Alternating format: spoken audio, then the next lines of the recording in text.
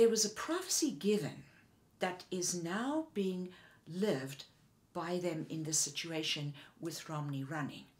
And the prophecy said that the Constitution shall hang by a thread, and that the brethren will have to step forward to protect the Constitution.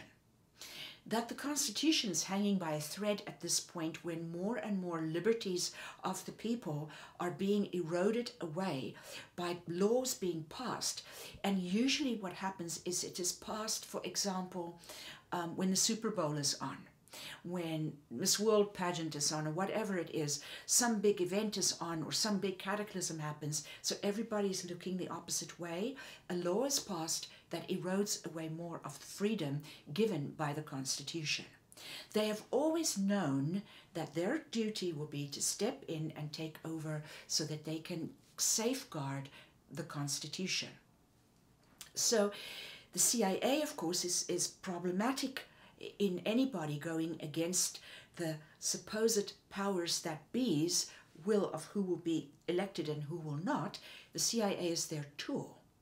The Mormon Church has to a large extent infiltrated the FBI. So it has done it actually as a method of safeguarding. Now, I am giving you what would be their purest motives. I do not know if there are just simply power mongers somewhere in their ranks that do these things, but do them for a different reason under the guise of fulfilling prophecies. But here's the thing, Romney, the name, it cannot be an accident. There are not that many Romneys amongst they call themselves the Latter-day Saints, particularly in Utah and northern Idaho. Their prophet was called Romney. They had a prophet by that name. The whole church is used to following the prophet. They believe in their prophets to the extent that if the prophet told them to lay down their lives, they would lie in front of an oncoming train. There is no doubt in my mind. So we have Romney now running for president. That it is part of a bigger agenda by the Mormon Church is also crystal clear to me. It is, as I have said in previous recordings that I've done on this subject, the Mormon Church that's really will be governing the country. Because Romney, for his prophet, he would lay down his life. If the prophet tells him to jump, he will jump. They will not support him unless he is a temple recommended person. So in other words, he has a temple recommend. You have to pay your tithing regularly, which is 1/10 of your income. You have a specific word of wisdom to keep, which is you may not drink, you don't drink coffee, you don't drink tea with caffeine, you don't smoke. Obviously, drugs are out, all of these things. So that is part of getting a temple recommend, and then the other is chastity. No sex before marriage, etc. So all these things are essential elements. And in general, Mormons are good people. Most people that try and live the best they can are good people. But the agenda is to step in and safeguard the Constitution. But can I ask? Yeah. But that sounds like a good thing, right? To save the Constitution. I mean, so what would be the broader idea?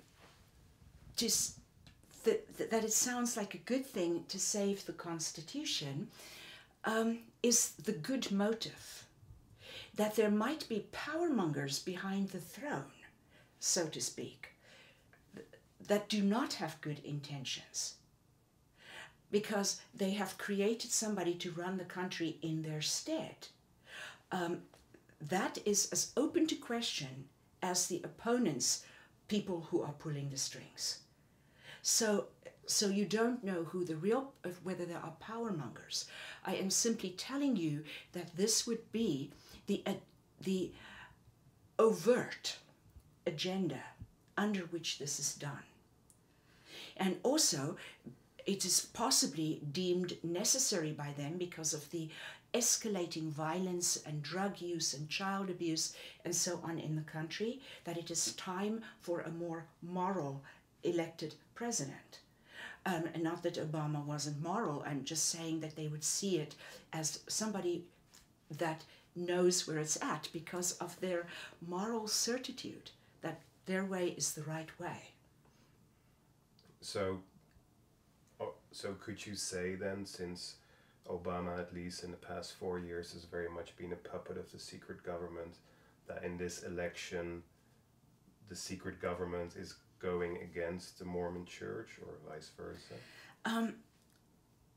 There is really no way to know. I would have to look very deeply, which I really don't feel like doing, because as I've explained before, it is us that governs the land, and we govern it through self-government, which creates a sacred government behind the scenes.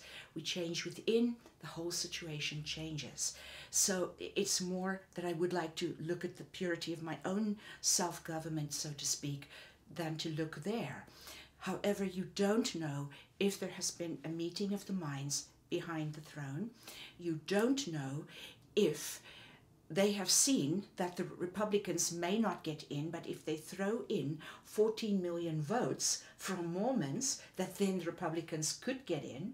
Utah is a very, very Republican state, by the way, and I assume he's from Utah. I don't know. I haven't watched the presidential debates or anything. But you don't know if it is that they saw the strategic advantage of this and that they believe they can control him down the road. We don't know those things.